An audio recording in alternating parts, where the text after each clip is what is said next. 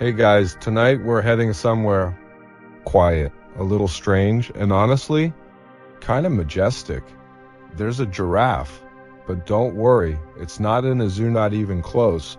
We're going back in time, back to an ancient Persian court, where the desert wind carries gossip, and queens keep unusual surprises hidden in their courtyards. Now, fair warning, if you were actually there, you probably wouldn't last a week. Between the suspicious drinking water, the extremely specific etiquette, and the small but very real chance of being accidentally trampled by a startled giraffe. Well, let's just say it's good we're only visiting tonight. So before we get too crazy, go ahead and like the video and subscribe if you genuinely enjoy these little time-traveling detours, and drop a comment. Where are you listening from, and what time is it over there? Now dim the lights, maybe switch on a fan for that soft hum in the background, and let's ease into tonight's journey together. Pause, shift into narrative tone. The first thing you notice is the sound of hooves, but not horse hooves, not that sharp, echoing clatter. These are softer, slower, kind of confused, like someone walking through a museum in socks. You peek around the edge of an elaborate tiled gate, and yep, there it is. A giraffe, tall, dappled, slightly lost, but deeply regal. You're standing in the outer court of a Persian palace, late Sassanid era. Probably without dates or fuzzy. And honestly, so is history. The sky above is wide and humming blue, the kind that stares back if you look too long. The wind brushes your robes. Yes, you're wearing robes now, and it smells like citrus trees and old scrolls. The giraffe sniffs a decorative pillar. The pillar was clearly not designed for wildlife. A wobbles. A nearby courtier clears his throat loudly. It's basically ancient diplomacy for why is this here? You've arrived at what officials are calling a diplomatic moment. This giraffe brought from far beyond the Red Sea, maybe Nubia, maybe even further. It's been walked, sailed, paraded, and probably carried sideways through several tight doorways, all to end up here, blinking at a bunch of very nervous bureaucrats. A small child darts out from the servant group and gently pats the giraffe's leg. The giraffe blinks again. It looks content, dignified even. It's rare to find an animal that seems both confused and superior at the same time. You can't help but admire it, and that's when you see her, standing at the edge of the shaded arcade, the queen. She's not what you expected. First of all, she's smiling, which, let's be honest, never happens in portraits, and even less in history books. Her robes are a deep plum embroidered with silver. A long veil trails down her back, like ink poured over silk. But it's her eyes that stop you, sharp, curious, amused, like she's heard a joke and hasn't decided whether to laugh yet. She looks from you to the giraffe, then to the palm tree. The giraffe is now trying to eat. Let it, she says casually. We'll plant another. The tree bends. A gardener nearby silently begins drafting his letter of resignation. The queen turns and walks inside the palace. You follow. It's cool and dim. Your footsteps fall on thick carpet, soft and peach-colored, like faded fruit. The air smells of incense, cedarwood, and something like history. Someone hands you a cup. It's sweet, maybe rosewater, maybe sugar, and melted optimism. You sip. It's lovely. You have no idea what it is behind you. The giraffe's hooves echo faintly. Apparently, it's being led to its own private courtyard. You're not invited yet, but something tells you this isn't the last you'll see of it. In the central hall, a cluster of officials is doing their best impression of people who have very important things to do. One man stands out, more scrolls than hands, louder sighs than anyone else. He spots you. You must be the queen's guest, he says, then frowns. Or possibly a wandering poet. Same thing, I suppose. You nod, like that makes complete sense. Clearly, this palace is used to oddities, and this giraffe, this graceful, way too tall visitor, has thrown everything into a gentle, Confused spiral. No one quite knows how it got here. Some say it was a gift from an African kingdom. Others think it came from exotic traders who specialized in strange, wonderful surprises. There's even one story that says the giraffe was delivered by mistake, meant for a different queen entirely. A theory based mostly on confused sailors and a misread shipping list, but however it happened, it's here. And the queen? She's pleased. Not because it's grand, not because it's rare, she just likes the weirdness. Apparently. She collects unusual things. And now you're starting to wonder if that includes people. On a wide terrace, overlooking the sunny courtyard, she turns to you. Do you play chess? She asks. You shake your head. Good, she says, smiling. Neither do I. She lifts a silver cup to her lips. A breeze plays with the edges of her sleeves. Somewhere off in the distance, the giraffe makes a low, thoughtful sound. Below, the palace is quietly alive. Birds flutter in the fig trees. A man with a lute is tuning it while arguing about poetry with a woman holding a goose. Everything feels soft, dreamy. You exhale. It's warm, the kind of warmth that loosens your shoulders and slows your thoughts. A bell rings, not urgently. Just a lazy reminder that somewhere in this maze of silk and sandstone, it's lunchtime. You glance back. The giraffe is wandering through its new home, like it owns the place. It nibbles a flower garland and looks absurdly satisfied. You lean against the stone railing. The mountains shimmer in the distance, wrapped in late morning haze. Behind you, someone spills honey on a scroll. No one says a word. It's one of those days where everything moves slow. Gentle. Like even history itself has taken off its shoes, found a bit of shade, and decided to watch the giraffe for a while. Supposed to be a leopard. The giraffe is still chewing. It's midday now, and the royal court has decided, quite heroically, I think, to just go along with it. Pretend this is normal, which is saying something. Considering the giraffe's head is currently stuck inside a trellis, a royal gardener is off to the side, whispering sweet nothings to a traumatized climbing vine while offering the giraffe a plate of dates with the kind of optimism only panic can produce. Meanwhile, you're following the queen through what she calls the inner garden, though honestly, garden doesn't quite capture it. It's part orchard, part aviary, and part dream. Parrots trill inside a domed enclosure that smells faintly of jasmine and toasted almonds. A peacock, clearly with something to prove, is strutting down a sunlit walkway like it owns the place. This way, the queen says, her voice soft like sand underfoot. I want you to meet my other mistakes. She turns left, passing through a curtain of tiny glass beads that shimmer like water. On the other side, birdsong. You're in the aviary. The air shifts. Lighter, warmer somehow. The first creature you see is a bird wearing what can only be described as dramatic eyeliner and giving you a look like it's judging your entire life.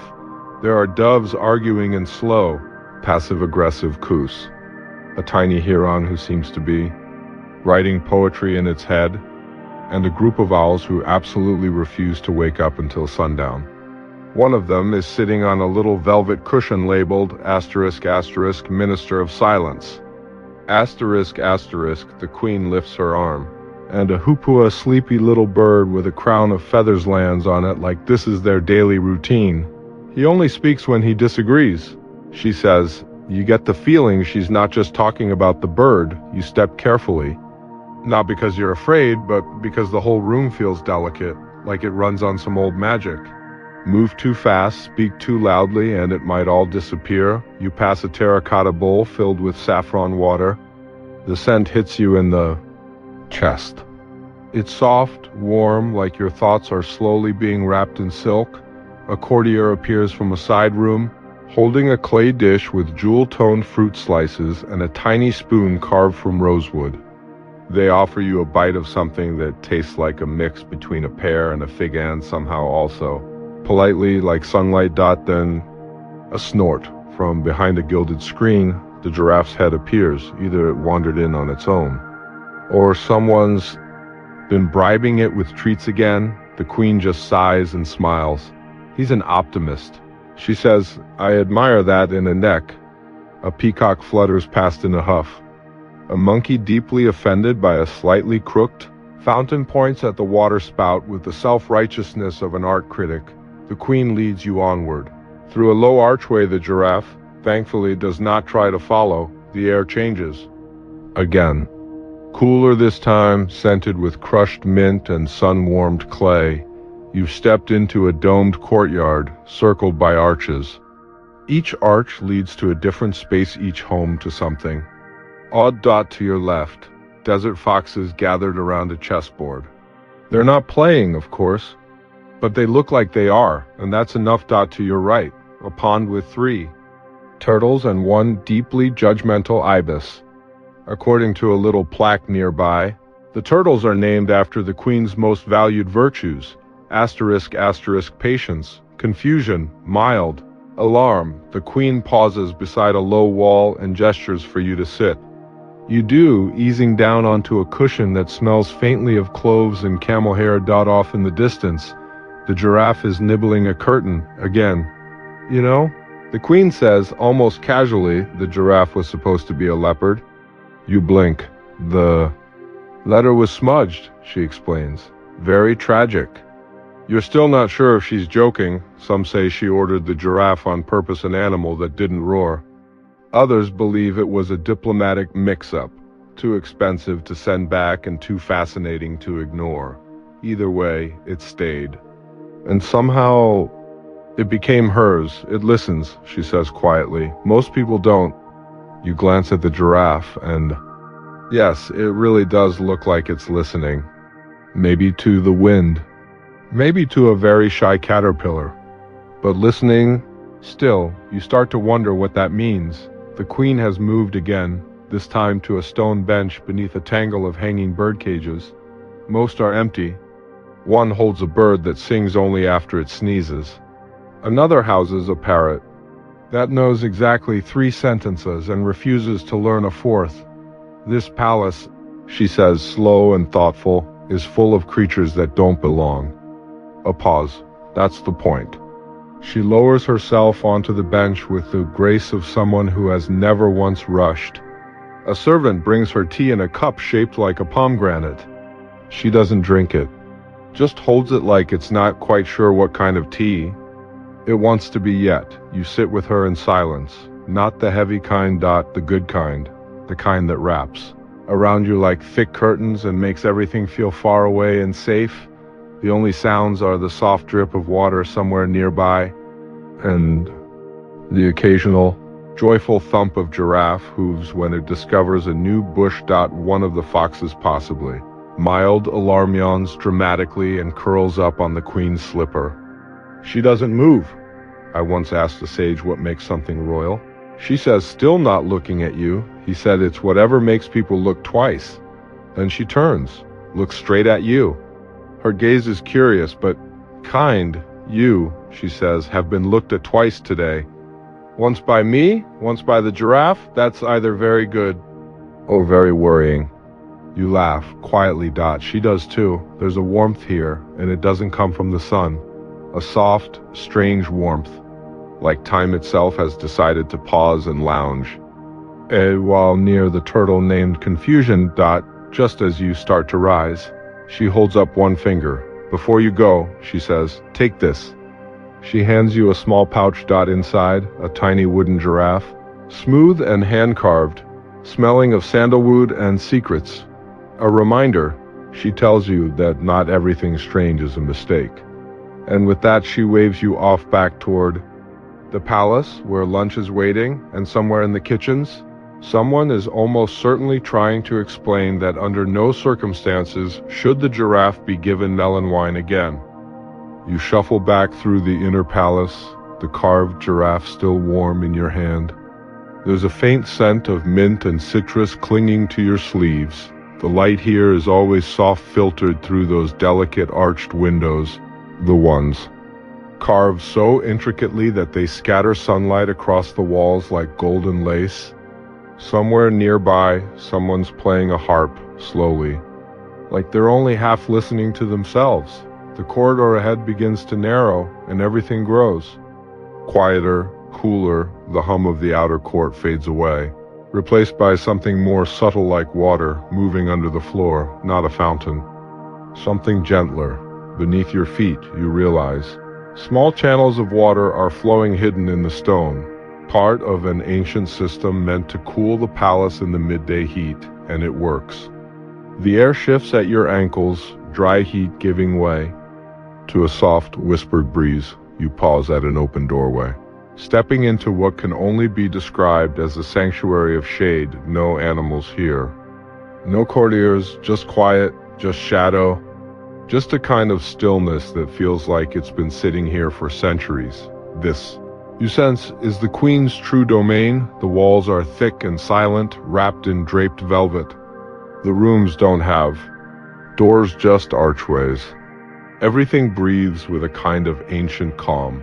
A servant greets you without a word, cloaked in sand-colored robes, with eyes the color of cloudy honey. They gesture to a low couch made of woven reeds and layered cushions.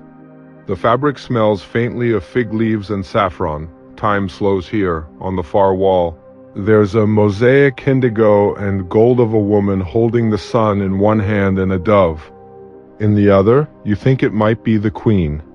Her face is worn with time.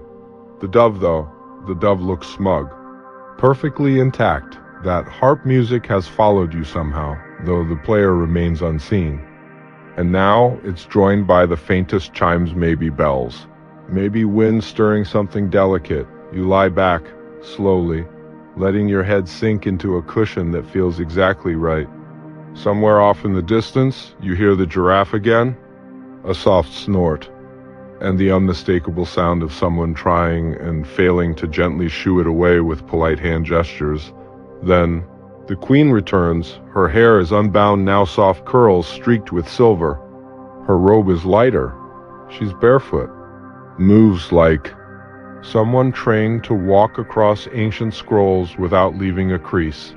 This, she says, settling beside you, is the Palace of Shade, and she means it.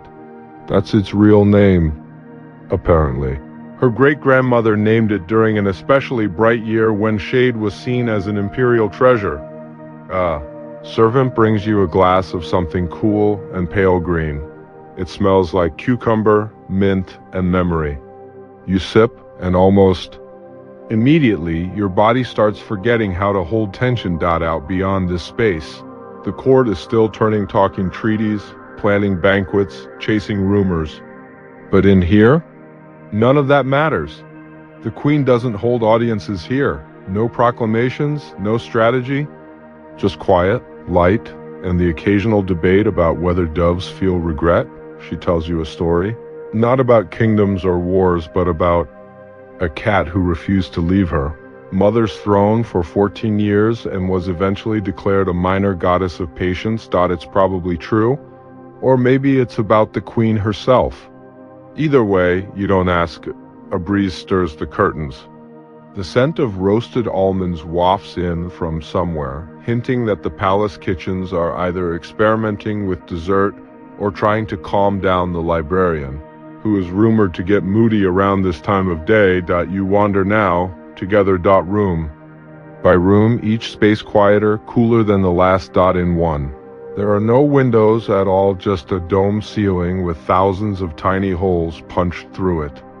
At first, you think it's just ornamentation, but then you realize it's a star map, a perfect rendering of the sky above the empire. Gold pinpricks in pale stone, letting sunlight in like tiny, divine glances. Beneath it, a woman sits, sketching birds into the margins of a long, ancient scroll. She looks up, smiles. She's the star archivist, the queen whispers. She once predicted a rainfall 12 years early. We're still waiting. You both laugh softly. The walls seem to prefer it that way. Later, you find a hallway where the stone floor is inlaid with long, black winding lines. They swirl and intersect in odd, hypnotic patterns. It looks like a game, but no one remembers the rules anymore. Maybe It was a maze, the queen suggests, or a map, or someone's very expensive joke. Historians argue over it, of course. Some say it represents the Silk Road. Others think it's a prayer in code. One theory claims it's the layout of a city that never existed, dreamed up by a child king who loved spirals and had no sense of proportion. You follow the lines with your feet, letting them guide you until eventually you reach a small, arched doorway. The room beyond is made entirely of pale stone. No cushions, no tapestries, no perfumed. Just a single fig tree growing in the center of the room, through a round hole in the ceiling. And the giraffe is here. Again. Its single quotes S reaching neck, arched just so toward a low-hanging branch, trying with endless patience to nibble a single leaf. It's close, but not quite there. Notices you. You notice it. The queen steps in beside you and leans just slightly toward your shoulder. He refuses help, she says softly, believes in earning it. And suddenly you understand something. This palace, this world, it isn't about grandeur or power. It's a place of soft contradictions. A quiet rebellion against anything sharp or loud, a home for long-necked creatures and slow-growing trees, for silent rooms and star ceilings. For queens who prefer stories to speeches, you settle down again near the tree. The giraffe, finally, gets its leaf, and chews like it's just solved a great mystery. The queen leaves without a word, just fades into the shade, and you're left alone with the giraffe and the tree in a silence so rich and whole. It feels like music waiting to happen. You lie back on the cool stone. A shaft of sunlight warms your face. Somewhere above, a bird calls out a lazy note. And the giraffe, believe it or not, answers. Later, though you have no idea how much later, you find yourself being gently led down a hallway that smells faintly of cinnamon and roasting grains. Your stomach gives a polite little nudge. Apparently, it's breakfast time. Here, time doesn't announce itself with bells or clocks. It just sort of shifts. It follows the rhythm of the kitchen fires, the angle of the sunlight, and the slow, deliberate yawn of the giraffe leaning its head through a high window to see what's on the menu. You follow the scent of warm butter and grilled herbs until you reach a wide, airy room. Low stone benches, broad windows, and far more food than any first meal really needs. The queen is already there, cross-legged on a crimson cushion, tearing flatbread into neat little pieces and feeding them to a fox with suspiciously good manners. She looks up and waves you over. You missed the boiled egg poetry contest, she says. It was brief but surprisingly emotional. You sit beside her and a servant places a small ceramic plate in your hands. They don't make eye contact either out of respect or terrifying efficiency. On the plate, 2 slices of honey-drenched melon, a pile of warm dates, a triangle of goat cheese, and something that might be grilled fish, or possibly a very confident vegetable. This is a quiet meal, the queen says. No politics before cheese. She pours tea into a curved glass, and it clinks gently as it settles. Steam rises slowly, curling like a cat stretching in the sun. The tea smells like orange blossom, and the kind of secret you can almost remember. The giraffe appears again, through an arched doorway that should, by any reasonable standard, not allow for giraffe access. And yet, here it is, standing politely behind a velvet rope, watching, waiting, possibly hoping someone drops a pear. You take a bite of a date. It melts in your mouth. Not even slightly dramatic to say it might be magic.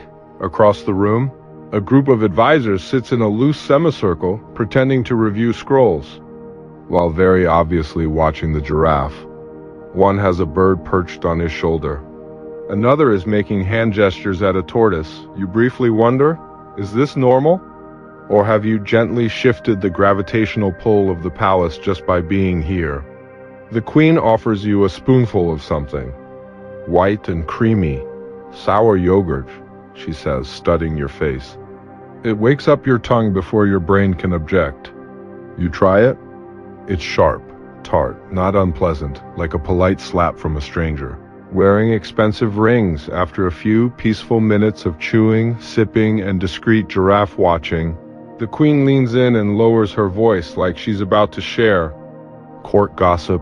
I once invited the Emperor of Khotan here, she murmurs. He asked if we had normal animals. You pause mid-grape. I showed him the turtles, she adds. He didn't laugh. Very awkward. You laugh instead? The grape waits patiently. Historians still argue about whether that visit even happened. Some records say the emperor was never in Persia at all. Others mention a mysterious trade deal silk for dried. Apricots around that same time. Maybe the entire thing happened through letters, with neither side quite sure if the other was joking. Either way, the queen seems pleased with how it turned. Out. And you begin to understand. Here, things are rarely what they seem. A soft bell rings. It's not loud. More of a suggestion than a command. But it carries in that way important things tend to. The queen tilts her head. Ah, she says. The falconer has something to complain about. She rises smoothly, brushing a few crumbs from her sleeve with the quiet dignity of someone who once declared a national holiday for accidentally inventing a new type of jam. You follow because by now, you've learned that wherever she goes, something gently peculiar is bound to happen. You pass through a pair of painted doors, their colors faded into soft pastels over time. Beyond them, a terrace overlooking a courtyard below, the falconer stands beneath a peach tree, tall and slightly weathered, with a braided beard and the expression of someone who's seen too many feathers in places they don't belong. He bows. My lady, he says, your giraffe has frightened the birds again. You look down, and yes, the giraffe is standing right in the middle of the training yard, staring up at the falcons like they're very curious clouds. One falcon refuses to come down from its perch. Another is flying in frustrated circles. He doesn't bark, the falconer says, sighing. But he looms, the queen hums thoughtfully. Perhaps, she says, he wants to join the falcons. The falconer opens his mouth, then closes it. You get the sense he's working very hard to stay employed. I'll issue a compromise, the queen says at last. He may observe, but only from the western wall, and he must not attempt to leap. The giraffe, hearing its name, maybe just sensing a moment of decision, blinks and steps politely back. A falcon lands, reluctantly. The falconer exhales like someone finishing a particularly dramatic chapter of history. You linger on the terrace a little longer. The sun is up now, warm and golden, casting long soft shadows across the rooftops. The giraffe ambles off toward a pomegranate tree. The queen watches him go, then turns to you. You know, she says, like she's almost thinking aloud, I thought I'd be remembered for architecture, but maybe it'll be this tall, awkward diplomat with knees like a folding chair. You smile, because there's something deeply comforting in that, in being remembered not for grandeur, but for kindness, a queen who made room for a creature with nowhere else to stand. As breakfast officially ends, and the morning stretches into its brighter hours. You walk with her through another shaded corridor. The palace seems to breathe around. You, adjusting, stretching, like a cat turning in sleep, behind you. Somewhere the giraffe sneezes, a soft, dignified sneeze. But still a sneeze. You don't look back. You don't need to. You already know. It's watching you. The day has now grown into its middle, full and slow. Like a peach left in the sun, the palace has shifted into a quieter rhythm, the kind of hush that settles over old libraries and napping cats. But quiet doesn't mean uneventful. Not here we are, walking through the upper courtyard when you hear the first giggle, not a child's, surprisingly, but a grown man's, high-pitched, mortified, and immediately followed by an enormous creaking sound and the unmistakable crash of something wooden, something expensive, and something no one wants to claim responsibility for. You round the corner just in time to see the giraffe standing over a toppled pergola wrapped in vines. It looks, as always, mildly pleased and thoroughly unbothered to be a cluster of courtiers. is trying to look casual, the way people do when trying not to be blamed. One is clutching a scroll. Another is holding an entire pair like it might be used for defense. The queen arrives from the opposite archway. She takes one look at the scene. The tilted pillars, the flustered nobles, the giraffe now nibbling on a strip of grapevine in size again. The chief court steward, a narrow man with a talent for speaking in panicked whispers, steps forward. "Majesty," he says. The giraffe was exploring. "That's his job," the queen replies, crossing her arms. "What did he knock over this time?" "A poetry pavilion." There's a pause. "Was there poetry in it?" she asks. "No, my lady. Just the minister of measurements." "Well, he's always been a bit abstract," she says. Already losing interest. A soft scandal is brewing. One of those perfectly harmless court incidents that somehow spools itself into whispers, implications, and possibly a small dinner party. The giraffe, unaware of its newfound infamy, chews a vine with regal indifference. You follow the queen to a low bench near a flowering almond tree, where she sits with a soft grunt and waves off the approaching steward. "They'll write songs about this," she mutters. "Not good ones." She plucks a blossom from a branch and rolls it between her fingers. "This giraffe," she says, "has done more to unite my court in muttered confusion than any treaty I've ever signed." You look around. The courtiers are now pretending to discuss tax policy while sneakily glancing at the giraffe, who has begun nudging a decorative lantern with its nose, possibly to test its structural integrity. Historians still puzzle over the political implications of this moment. Some argue that the giraffe served as a living metaphor for diplomatic curiosity. Others claim the queen was subtly undermining traditional court authority by placing something fundamentally absurd at its center. One particularly bold theory suggests the giraffe was secretly a coded insult to a neighboring ruler with unusually long legs. This theory is entirely unsupported, but extremely entertaining. Meanwhile, a pair of royal falconers who are still slightly bitter from earlier events have arrived with a gentle suggestion that giraffe be moved to its enclosure. The queen raises an eyebrow. "And what if he refuses?" The younger falconer, visibly sweating, replies, "We have dates and flutes." You are now forced to witness the dignified and profoundly surreal image of two grown men attempting to lure a giraffe away using a trail of dates and an off-key melody played on an ocarina. It is both successful and utterly undignified. The giraffe follows slowly, majestically, with the air of someone granting a minor favor. The queen watches it go, shaking her head. "He has no idea he's famous," she says. "That's the best kind of celebrity." You nod, still hearing the faint echoes of the flute, which sounds like a duck caught in a teapot. The rest of the court slowly resumes its duties. Scrolls are retrieved, cushions refluffed. The fallen pergola is being reconstructed with less confidence and more rope.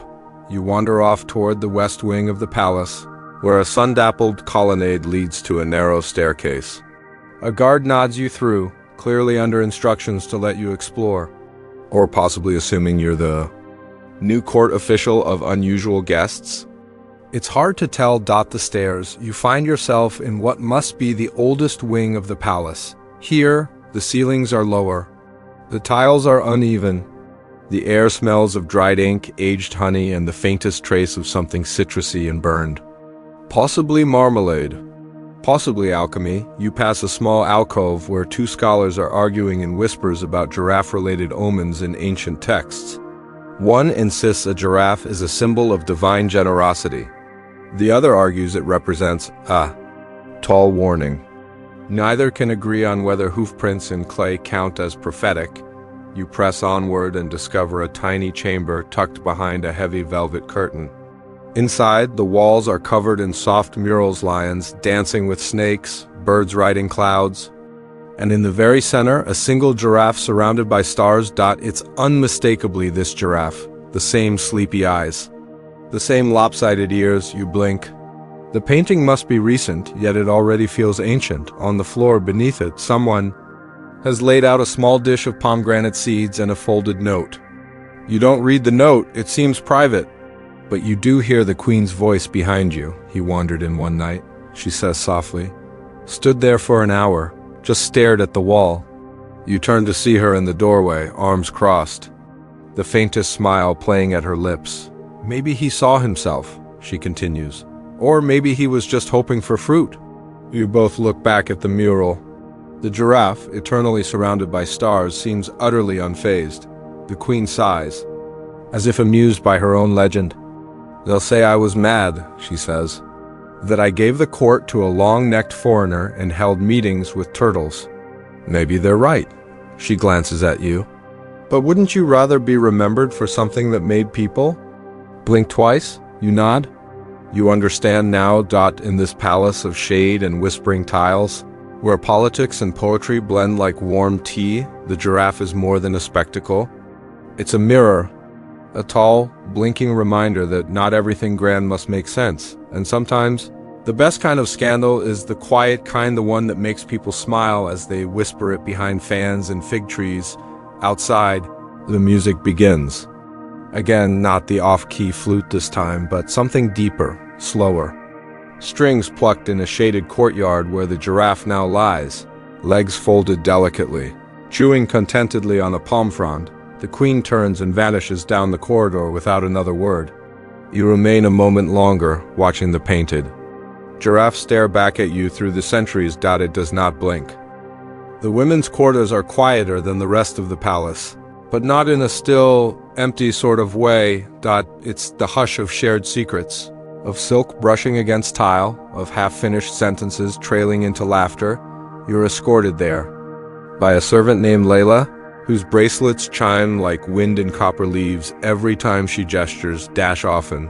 She doesn't explain where you're going. She just leads you with a nod and the faintest grin, as if you've been chosen for something both important and mildly ridiculous. You pass through a narrow hallway that smells like rosewater and charcoal ink, and step through a tall, arched doorway covered by a curtain of silver beads. They part with a soft rattle, and the air inside is warmer, sweeter, and tinged with something like cloves or maybe cardamom. There's no furniture as such, just mounds of embroidered cushions, low trays of fruit, and women in every corner. Reclining, stitching, sketching, yawning. The queen is here, but she's no longer dressed for court. Her hair is piled loosely atop her head, held together by what looks suspiciously like a hairpin shaped like a giraffe's neck. Her robe is soft lavender, with gold thread worked in spirals that shimmer only when the light catches just right. She's not sitting on a throne. She's lounging on one elbow. Next to her is a bowl of pistachios, a small cat, and a half-completed tapestry featuring what appears to be a turtle wearing a crown. You're waved toward a cushion that is, miraculously, the perfect firmness for sitting without slouching, a small miracle. Layla reappears to place a copper tray between you and the queen, filled with pastries, pears, sugared apricots, and a tiny glass of tea that smells like it went to poetry school. Don't eat the third pastry, the queen advises. It's filled with regret and sesame seeds. Around the room, the other women murmur and glance at you, not unkindly, but with the curiosity of people who have lived long enough to know every new face carries a story, and possibly a scandal. Girl in the corner is brushing a long strand of her own hair and whispering predictions to it. She says the giraffe likes figs better than pears. She offers. Someone near her snorts. It also licked the astronomer's robe yesterday. Maybe it was trying to correct his star chart. Laughter ripples around the room.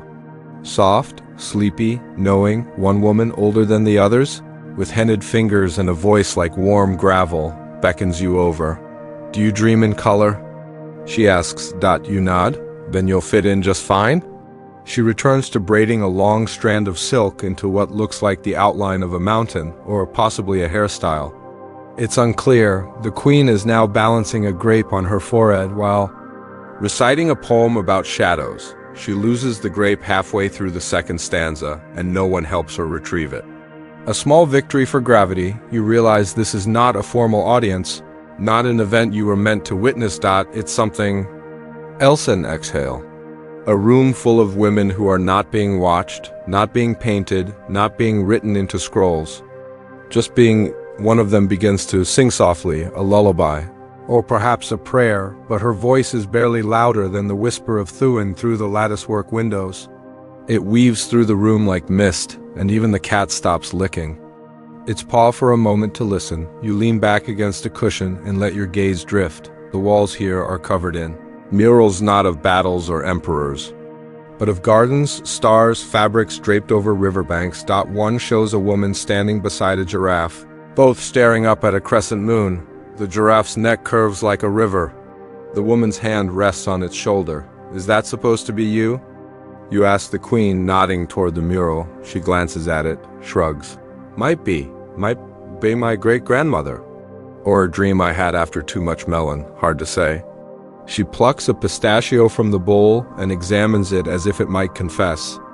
Something. A servant with honey-colored eyes brings in a small chest of glass bottles.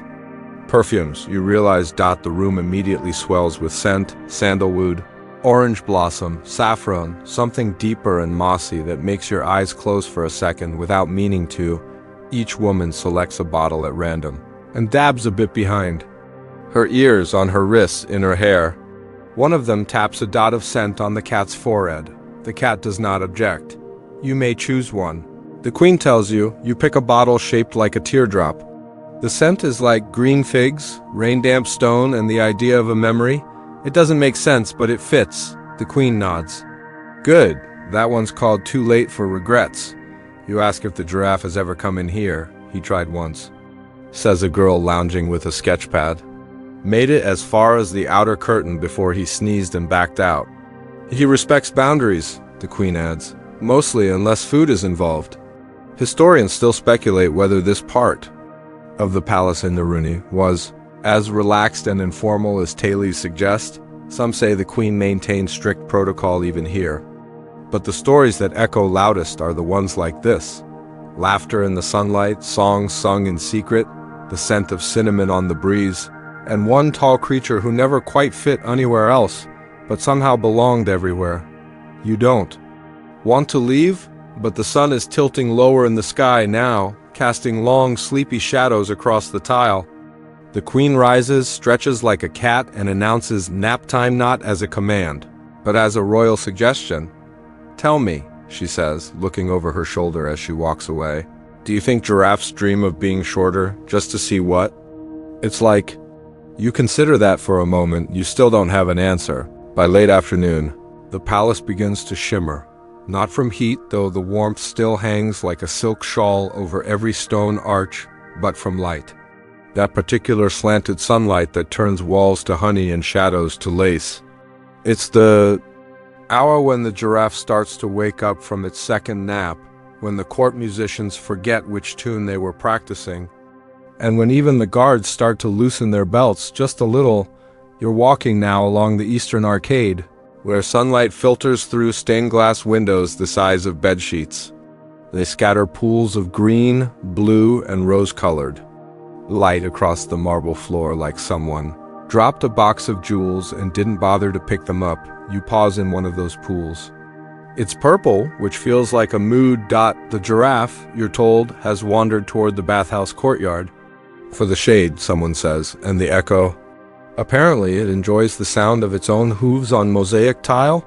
You understand that it's nice to know where you are by sound alone. A servant named Jamshid, very serious, smells faintly of beeswax and melancholy, appears beside you and silently offers a change of robe. Yours is fine, but his expression makes it clear. Bath time is not optional. You follow him through a maze of soft hallways into the queen's private hammam, a domed structure that breathes cool air and radiates a kind of dignified dampness. Steam curls from vents in the floor. Somewhere, a fountain drips slowly and precisely, like it's practicing self-discipline. The queen is already there, reclining against a wall of polished stone. Her hair is wet and wrapped in a towel, and for once, she looks not royal but profoundly human. Next to her, a low copper tray holds almonds, salt-stained lemons, and a small bowl of bright green paste that might be for scrubbing skin or cursing enemies. Possibly both. You made it, she says. Good, the walls missed you. You settle in beside her on a smooth bench that's been warmed to the temperature of a very polite hug. Someone hands you a cup of water infused with mint and cucumber. You drink? Your entire body considers melting. I used to hate this room, she admits after a while, head leaned back against the wall. Too many mirrors, too many secrets. You glance around. There are no mirrors here now, just stone. Steam and soft echoes, so I had them removed, she says. I replaced them with mosaics. I prefer pictures that don't answer back. A servant begins gently pouring warm water over your feet, then your hands, in a ritual that feels more ceremonial than cleansing. You're not being bathed. You're being slowly invited to stop resisting the day outside through a carved window. You can see the top of the fig tree swaying. You think you spot the giraffe's ears for a moment, bobbing gently as it chews something it definitely wasn't supposed to find. Inside, a gentle hum has begun. One of the attendants is singing softly, her voice echoing in the domed ceiling like a bird that's found the perfect perch. The queen speaks again, this time more dreamily. My mother used to say that the bath reveals your truest thoughts. I once thought about cake for an entire session, told no one. Still felt transformed. You laugh. The steam makes everything feel half-imagined. You'd believe it if someone told you the walls were listening. As the attendants move around you, scrubbing gently with spice soap and pouring water in rhythmic waves, you lose track of time. You're drifting now, not quite asleep, not quite awake, just floating. It's in this state that she tells you a secret. I named him Ferric, she says almost too quietly to hear. The giraffe. You blink through the steam. That means glorious, doesn't it? She shrugs, water beating on her shoulders. Or it means lucky or sun-blessed, depends on the scholar. Why that name? She thinks for a moment. Then, with a half smile, because he looked like someone who never worried. And I wanted to remember what that felt like. You lie back against the stone and close your eyes. Ferric, it suits him. Historians still debate whether the queen ever truly named the giraffe. Some scrolls refer to the tall creature, others call it the quiet diplomat. But tucked into the margin of a single palace ledger now, half-burned, is the name Ferric, written in faded ink next to a doodle of an animal with legs, like curtains and ears like fallen leaves. Eventually the bath winds down. Towels are offered, a final rinse. A dot of perfumed oil on each wrist, something that smells like green tea and crushed petals. The queen, now wrapped in a fresh robe the color of softened clay, turns to you. Feel different? She asks. You nod, your skin hums, your thoughts have gone quiet. Your worries have politely excused themselves and gone to lie down somewhere else.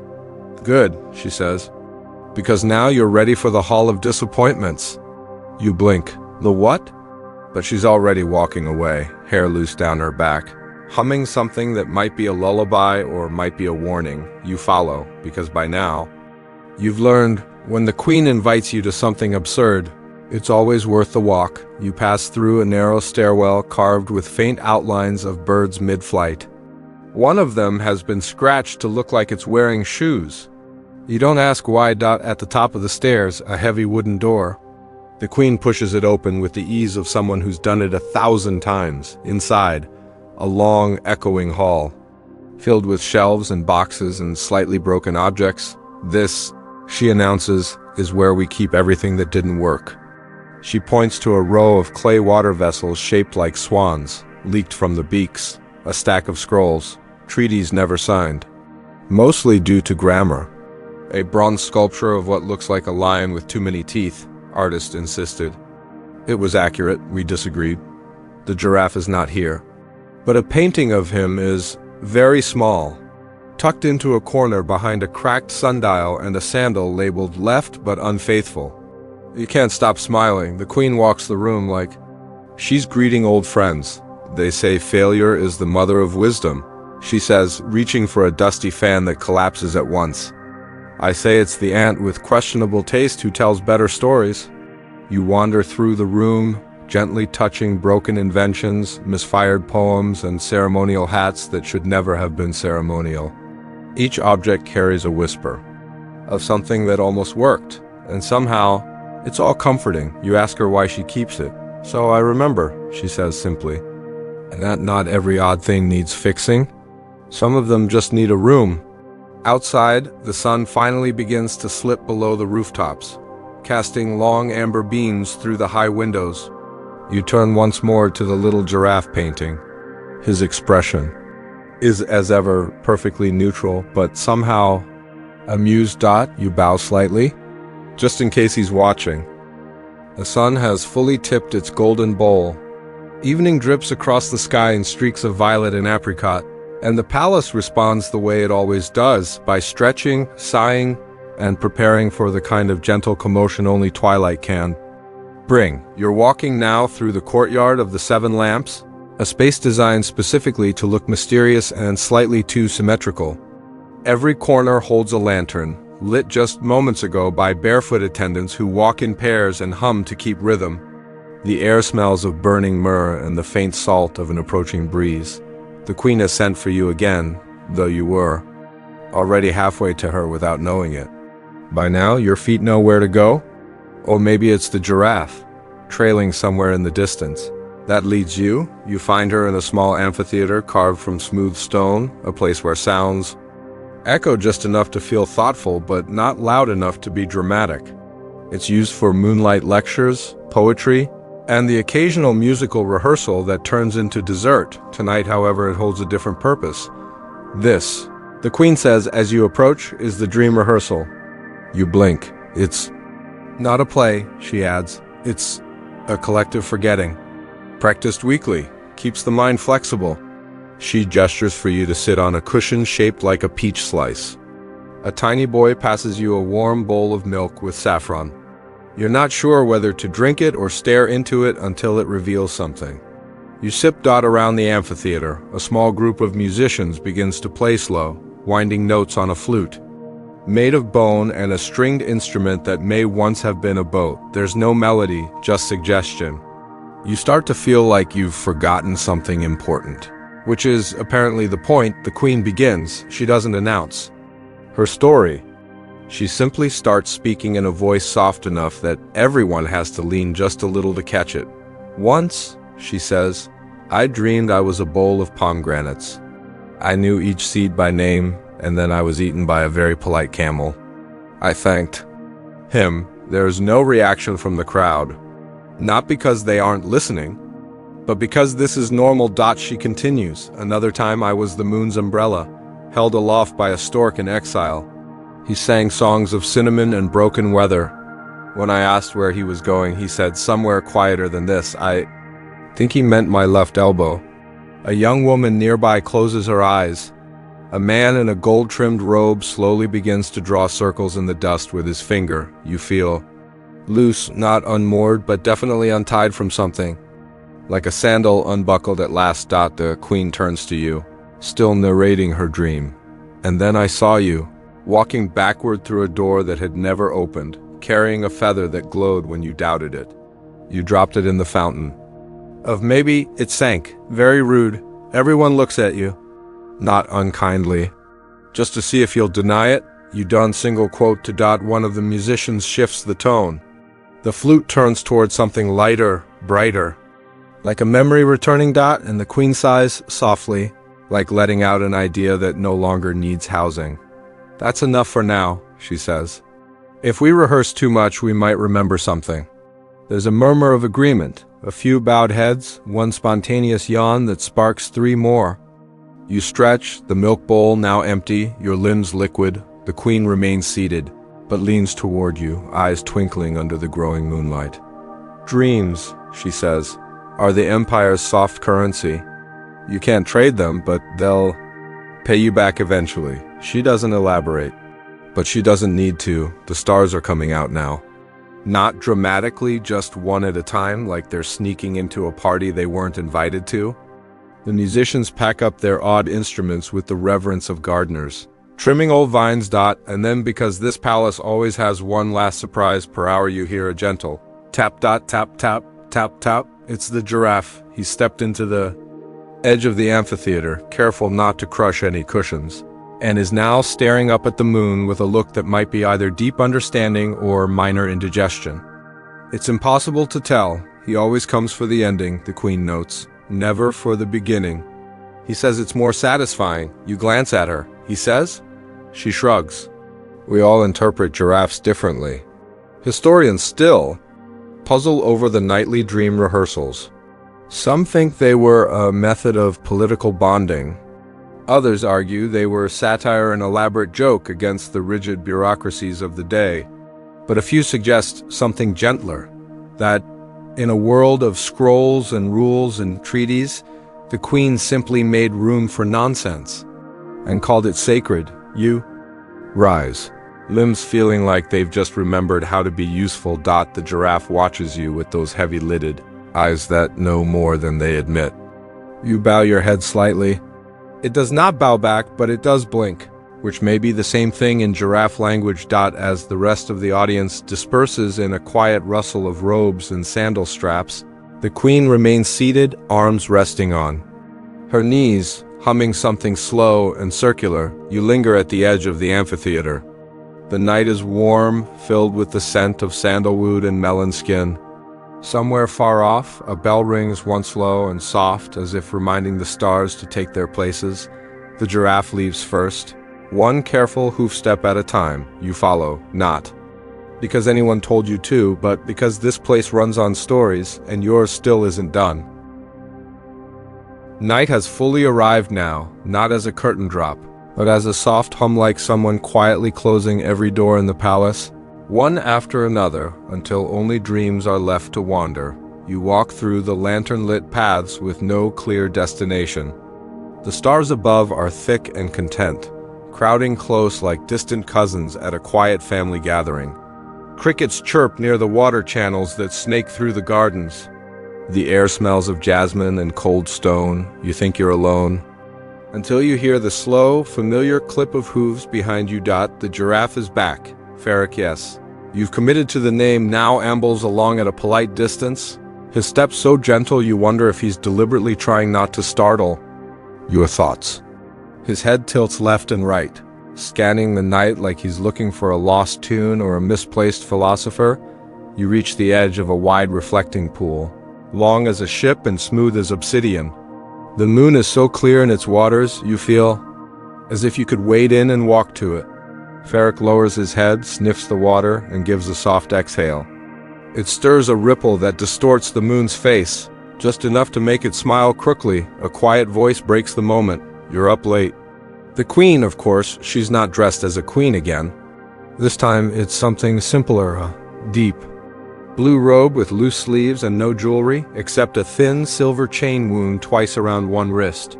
She's holding a pair of sandals in her hand like she gave up on them halfway across the courtyard. You nod toward Ferric. Midnight giraffe. Consultation, you say. She smiles. They're surprisingly insightful at night. During the day, it's mostly leaf preferences. She sits beside you on a bench that looks like it was carved from the moon's elbow. The kind of stone that holds warmth long after the sun has gone. Her feet barely brush the ground, and she swings them slowly, like a child thinking through a complicated idea. I used to walk this garden with my father, she says, eyes on the water. He was a man of rules, believed everything had a place. Even clouds, she pauses. He hated the giraffe. You glance at Ferric, who is now examining a nearby tree as if checking for typos in its branches. He said the giraffe made a mockery of proportion, she continues. Too tall for its purpose. Too gentle to be taken seriously. You raise an eyebrow. And what did you think? I thought, she says, that anyone who doesn't take kindness seriously should be made to sit in a puddle until they apologize. You nod. That seems reasonable. The moon climbs a little higher. The night deepens its shade. Somewhere, an owl sings a note that sounds suspiciously like You ask if she ever regrets the giraffe. She laughs soft, but from her chest. Every week, she says, but not the way people expect. I regret not getting to. I think he's lonely sometimes. You watch Ferric lean his head gently into a tree, then rest there.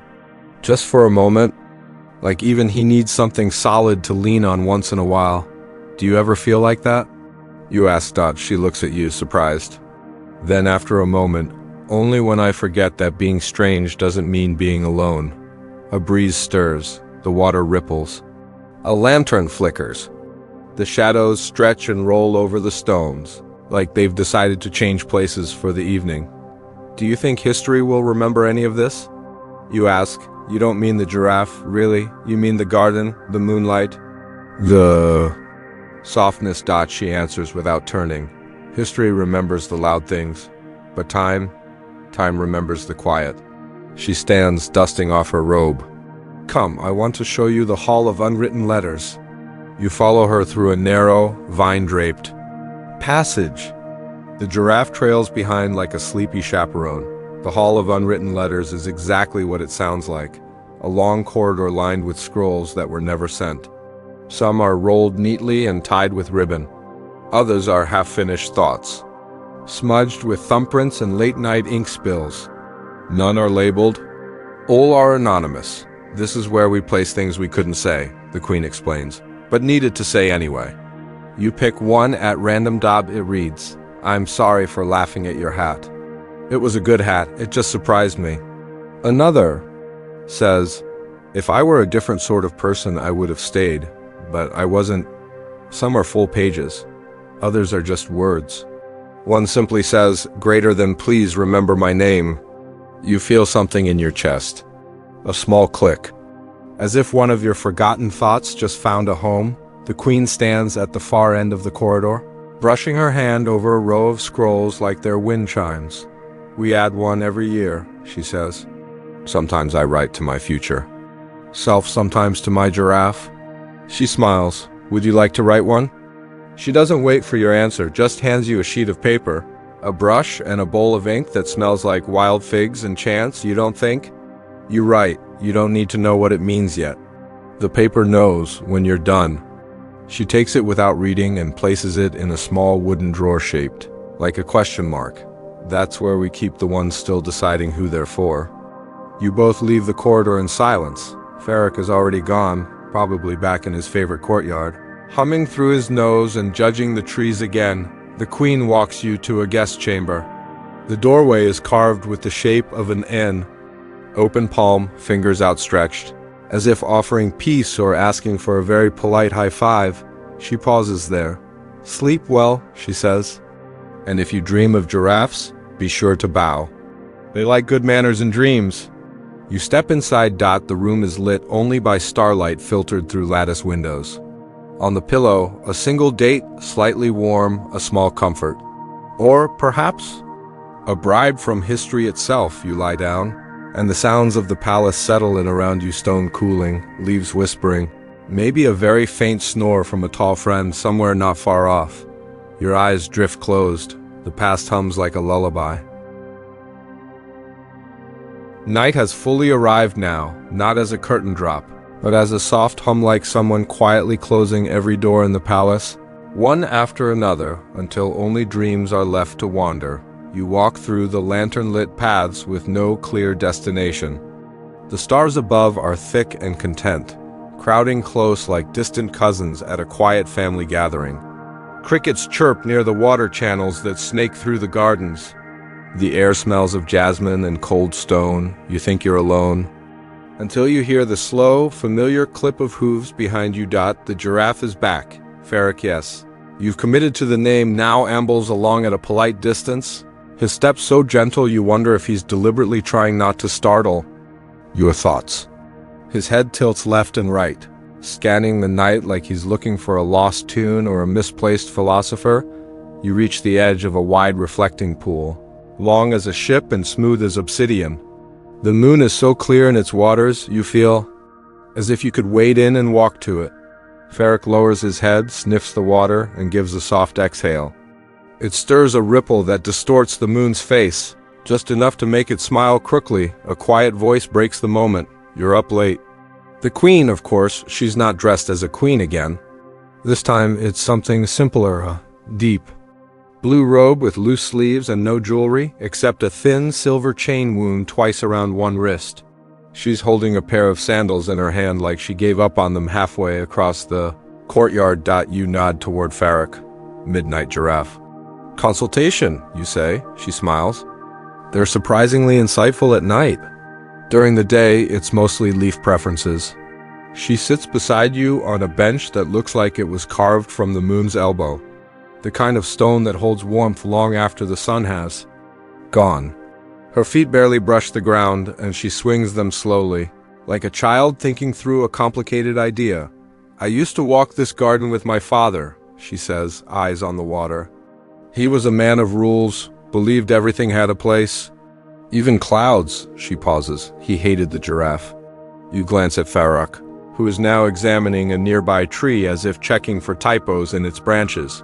He said the giraffe made a mockery of proportion, she continues, too tall for its purpose, too gentle to be taken seriously. You raise an eyebrow. And what did you think?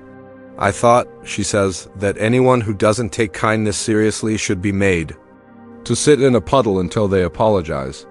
You nod. That seems reasonable. The moon climbs a little higher. The night deepens its shade. Somewhere, an owl sings a note that sounds suspiciously like You ask if she ever regrets the giraffe. She laughs soft, but from her chest. Every week, she says, but not the way people expect. I regret not getting to. I think he's lonely sometimes. You watch Farak lean his head gently into a tree, then rest there. Just for a moment, like even he needs something solid to lean on once in a while. Do you ever feel like that? You ask. She looks at you, surprised. Then after a moment, only when I forget that being strange doesn't mean being alone. A breeze stirs, the water ripples. A lantern flickers. The shadows stretch and roll over the stones, like they've decided to change places for the evening. Do you think history will remember any of this? You ask. You don't mean the giraffe, really? You mean the garden, the moonlight? The softness. She answers without turning. History remembers the loud things, but time remembers the quiet. She stands, dusting off her robe. Come, I want to show you the Hall of Unwritten Letters. You follow her through a narrow, vine-draped passage. The giraffe trails behind like a sleepy chaperone.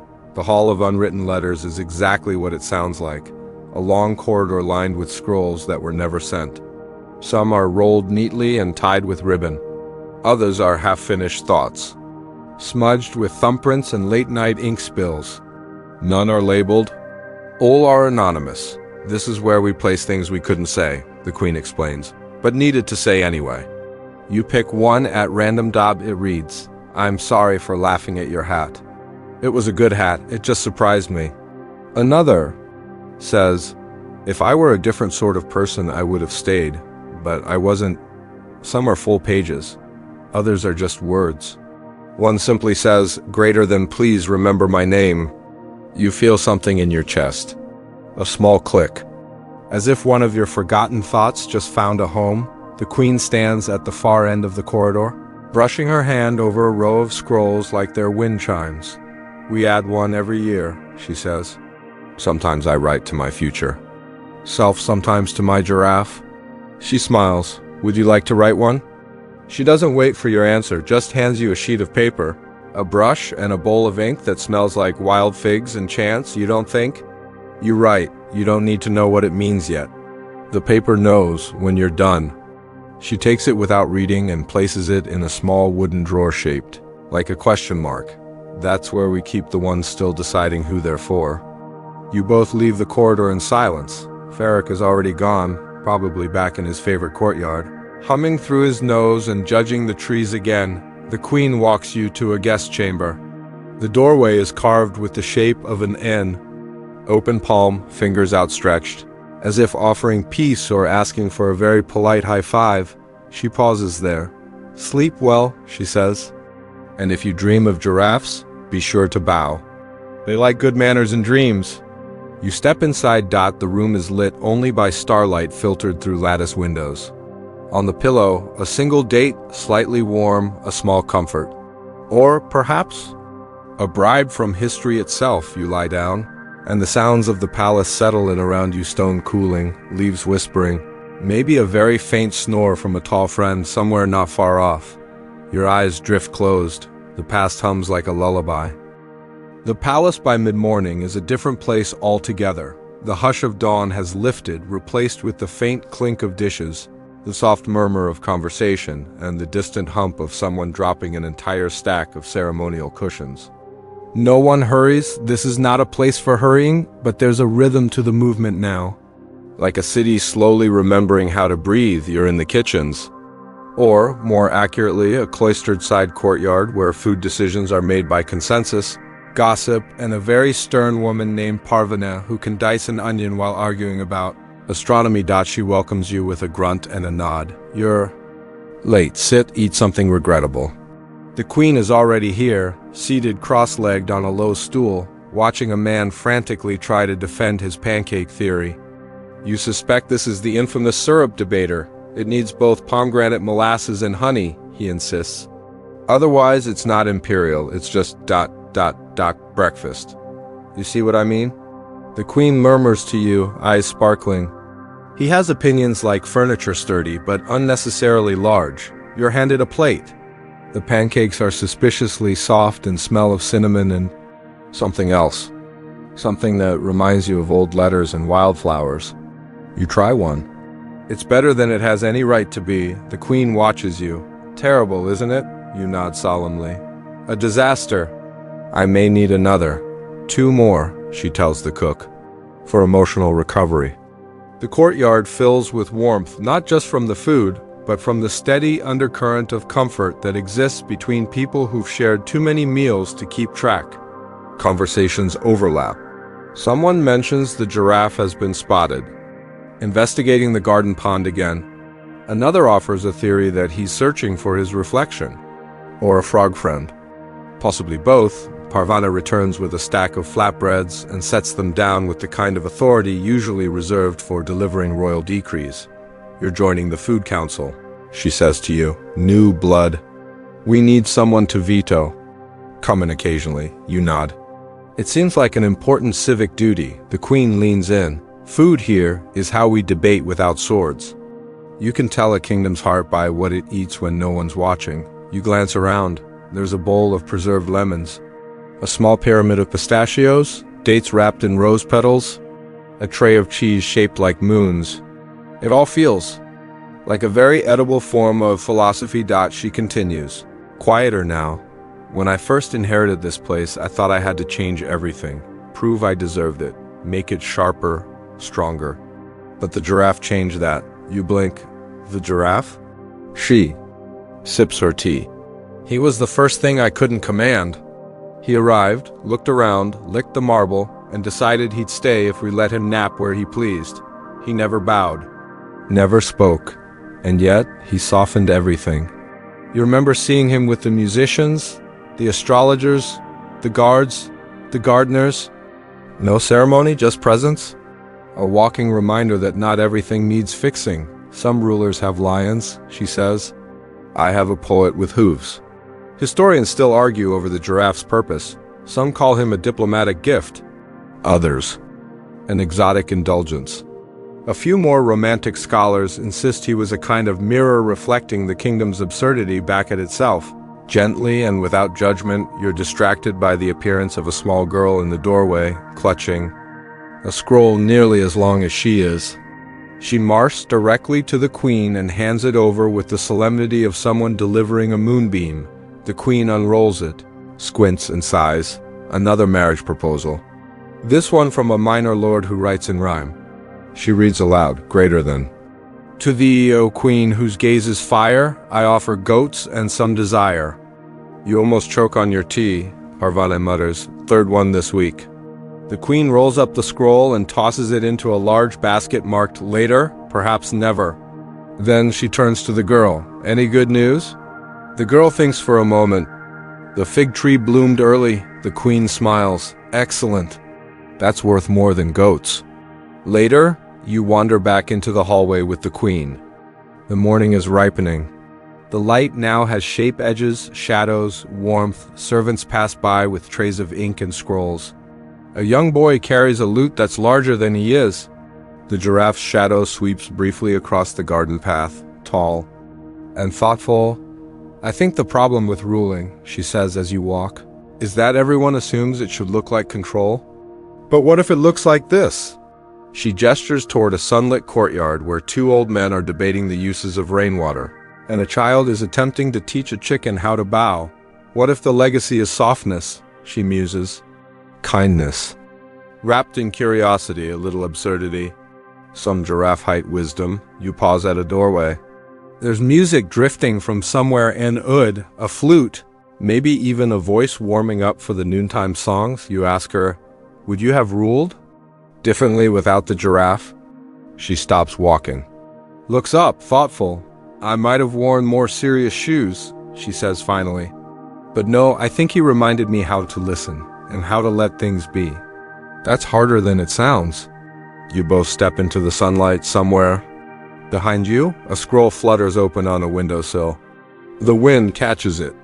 A single line shows before it lifts into the sky. Greater than let this place be remembered not for conquest, but for kindness tall enough to reach the stars. And just like that, it's gone. The noon sun falls like warm silk over the palace, not oppressive, just present.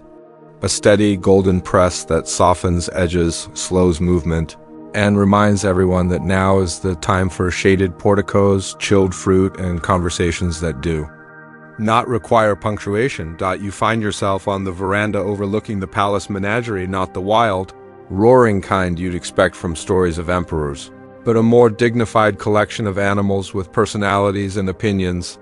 There are a pair of peacocks who've been feuding for years, a blind tortoise who always finds the shady spot first, and of course Farrick the giraffe, who has now taken to standing very still next to the sundial and pretending to tell time. The queen sits beside you, sipping something green that smells of mint, cucumber, and decisions made with a shrug. We once had a zebra, she says, but it kept getting out. Thought it was a philosopher. You nod solemnly. I've met zebras like that, she grins. He used to walk through the scroll library and stop only for treatises on the stars. The librarian swore he preferred Ptolemy over Hipparchus. You raise your eyebrows. Good taste. He also once ate a map of the northern provinces, she adds. Claimed they were inaccurate. She watches the giraffe for a moment, then says softly, there are days when I wonder if I ruled the people, or the creatures. The people, at least sometimes, pretended to obey. A peacock screams from somewhere off screen, and sometimes not. You laugh. The kind of quiet laugh that feels earned. Then you notice a large, strange object being rolled into the courtyard. It looks like a miniature stage or a particularly hopeful tea tray. Atop it sits a sculpture unfinished, slightly uneven, and unmistakably a giraffe. You tilt your head. The queen sighs, the Ministry of Art and utterly unnecessary projects. She explains, they're unveiling a tribute to Farrick again. The sculpture is charming, if not entirely accurate. It has 7 legs and appears to be winking. They asked me for feedback last time, she says. I told them fewer legs, more humility. This is their response. Farrick approaches the statue slowly. He walks a slow, deliberate circle. Around it, then stops and licks its knee. I think he approves. You say he approves of most things that don't explode, she replies. We once held a fireworks festival. He moved into a linen closet for 3 days. Refused to come out until I apologized personally. You sip your drink, letting the coolness offset the warmth of the day. The palace hums around you. Servants, in soft sandals, move like water across the floors.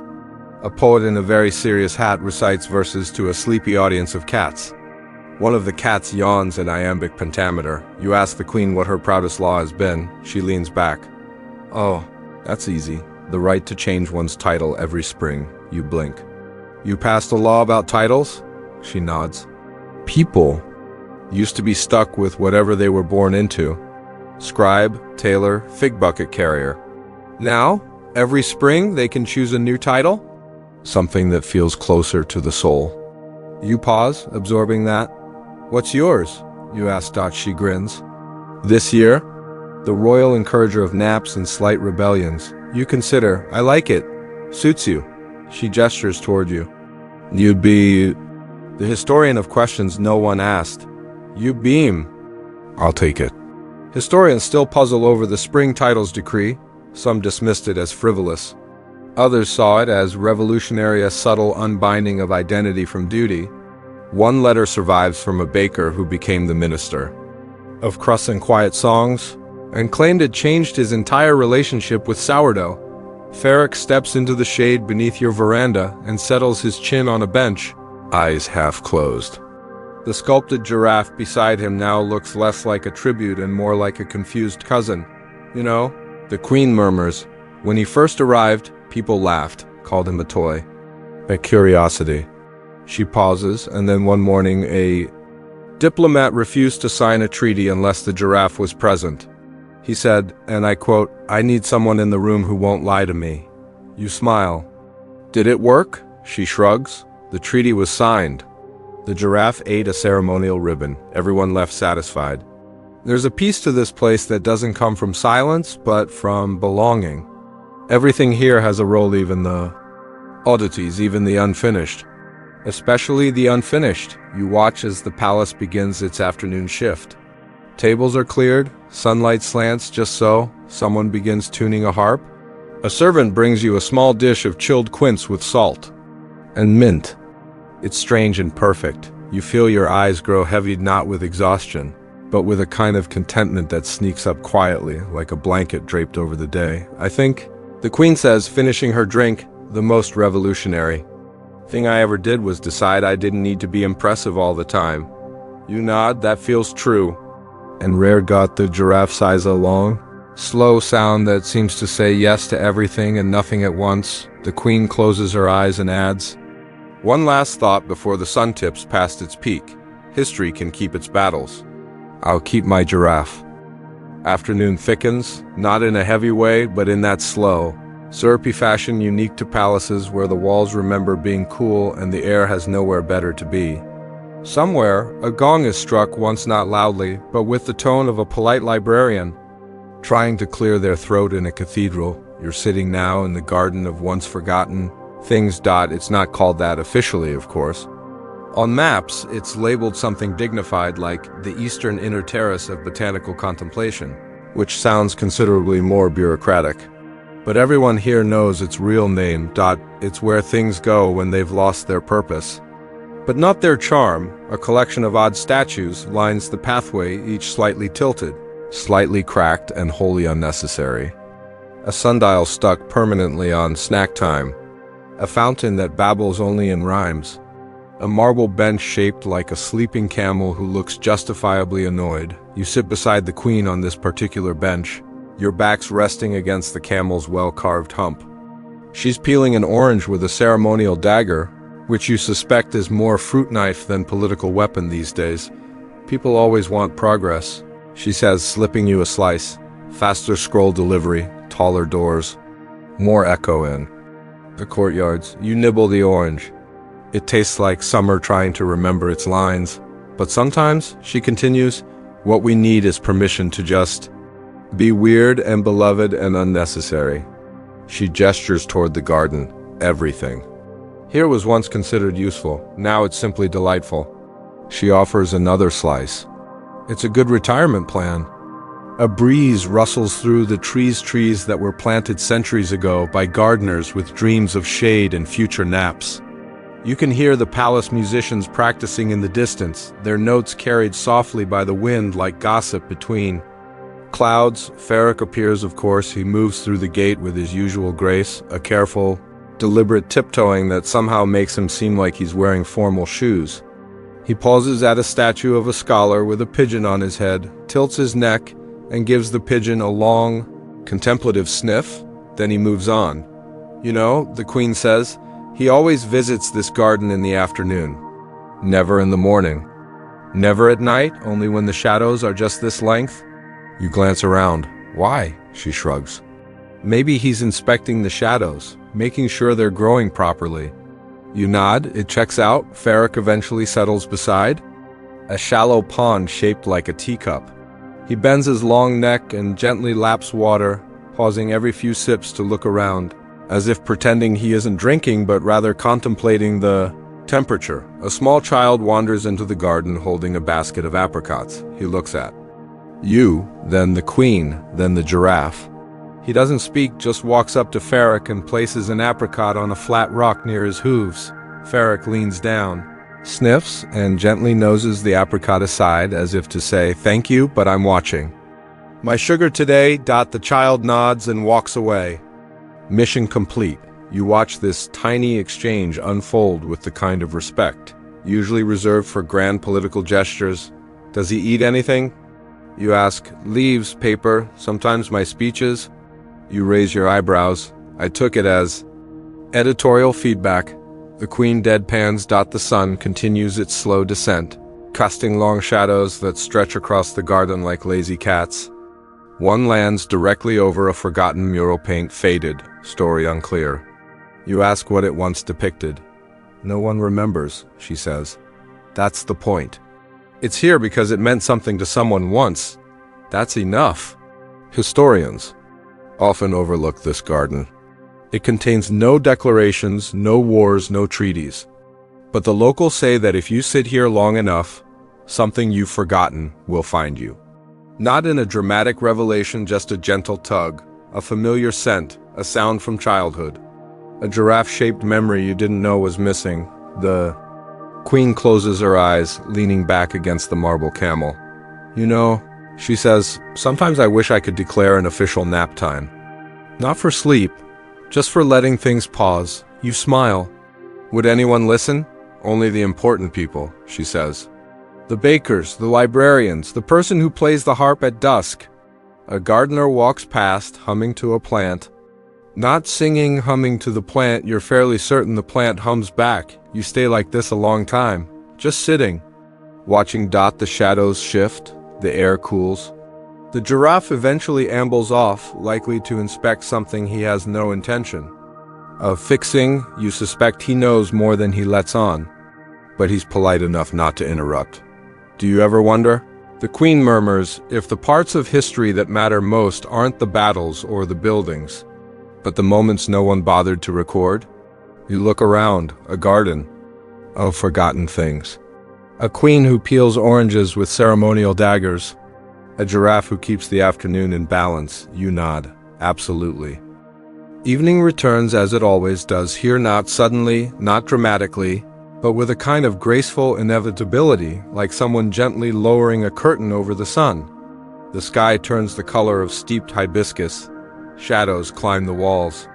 The palace sighs. You are once again in motion. The queen has invited you to the hall of whispering floors. Not for politics, not for ceremony, but for what she calls asterisk, an important ritual of profound insignificance. Asterisk. You ask no questions. You pass through archways rimmed in soft gold and patterned stone. Musicians sit on cushions, tuning instruments that seem more emotional than acoustic. A woman drapes fresh flowers over a bronze lion who hasn't roared in 3 centuries. A boy reads aloud to a sleepy audience of birds, and then you arrive. The hall of whispering floors is wide, circular, and strangely echoless. Its walls are layered with glass tiles in every shade of blue ocean blue, dream blue, slightly suspicious sky blue. The floor is made of polished stone that reflects your feet with the faintest of delays. As if memory walks half a second behind you, the queen is already in the center. Barefoot. She motions for you to remove your shoes. You do. And immediately you feel it. The floor whispers, not in words, in soft tones, like walking on very polite wind. Every step is followed by the gentlest echo, a low hum that shifts with your direction. It's not creepy, it's oddly reassuring, like the floor is confirming. Asterisk. Yes, I heard you. Yes, you're still here. Asterisk. She begins to walk in a slow spiral. This room was built, she says, by an architect who believed that stillness was overrated. You follow her path. Every step you take here speaks back. Not loudly, just enough to remind you you're not alone.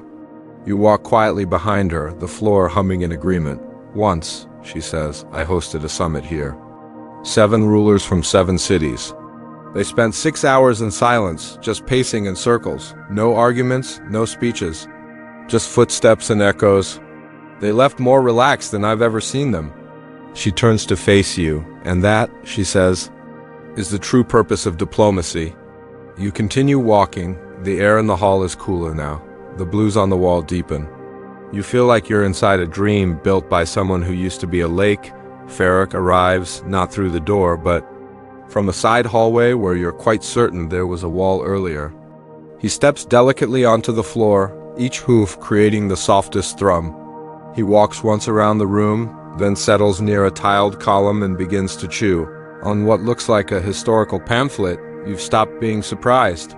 The Queen watches him with affection. He's always known how to use a space. Most people barge, he glides. She turns her head, half smiling. Do you think I've done enough?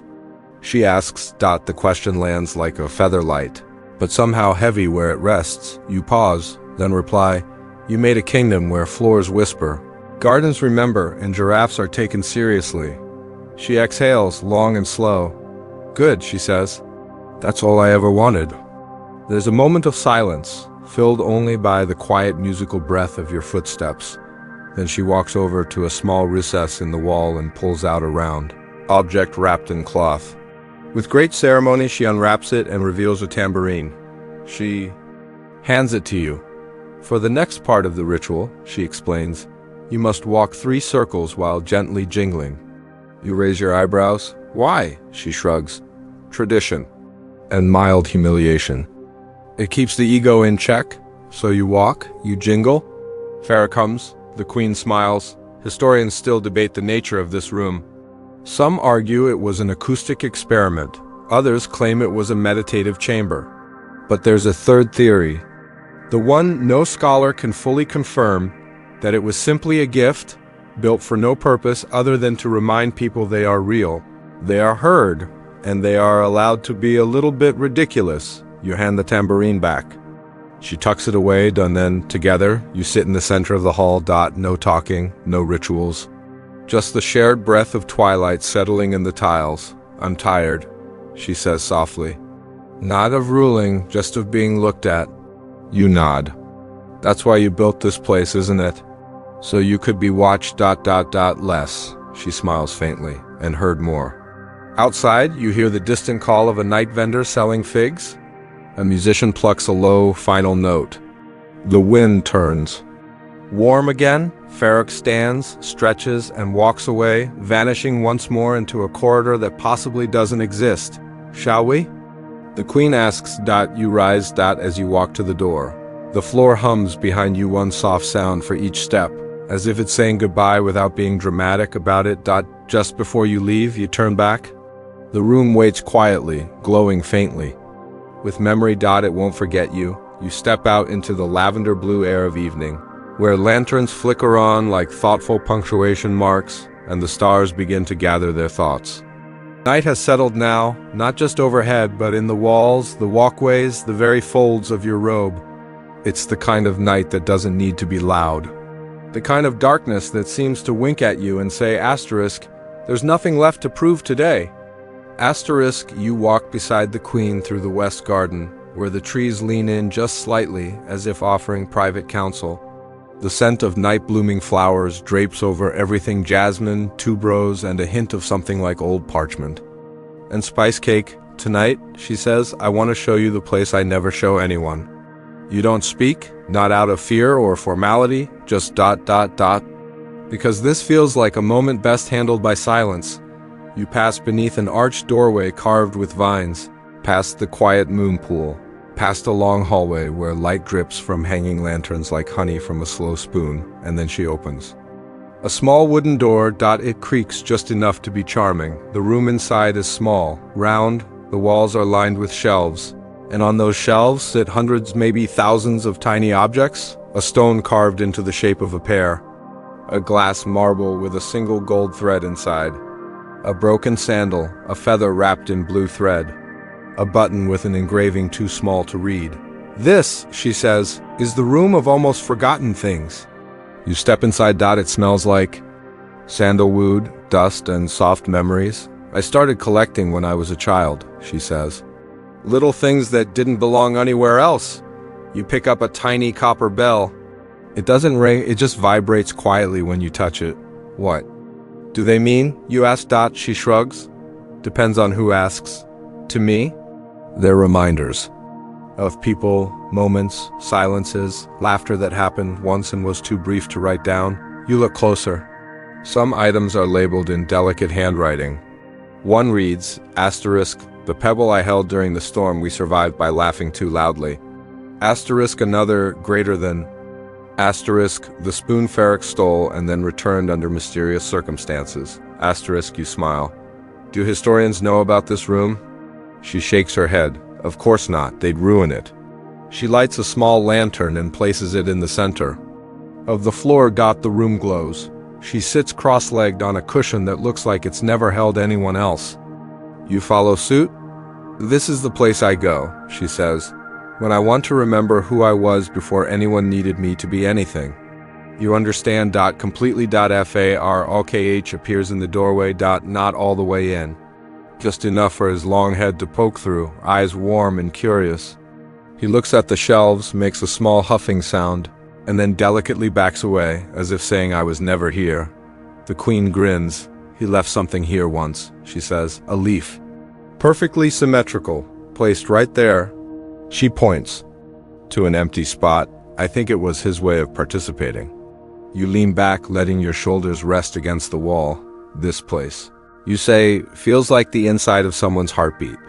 She closes her eyes. Yes, that's exactly right. You both sit in the glow, breathing gently. Eventually she stands, stretches, and picks up a small wooden box from a high shelf.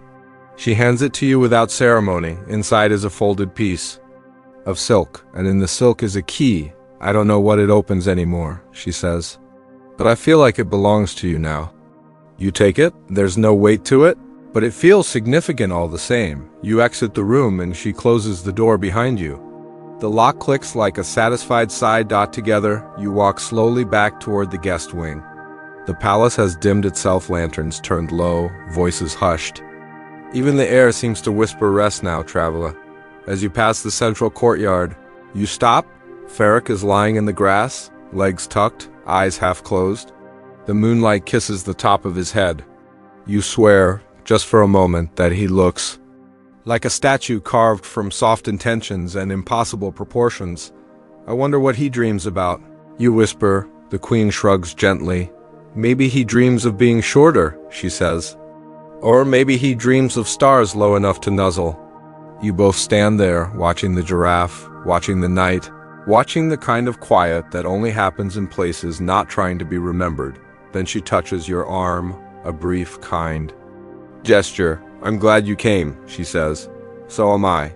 You reply. She heads back toward her chambers, her footsteps softer than the breeze. You linger for just a moment longer, then return to your room. Inside, it's cool. A gentle fan stirs the air. On the bedside table, a fig, a folded robe, and a tiny sculpture of a giraffe made entirely from date pits. You lie down. The sheets smell of rose and something ancient. Your eyes close, and somewhere not far from here, history rests its chin on its hands and watches you sleep, content, tall and humming softly to itself.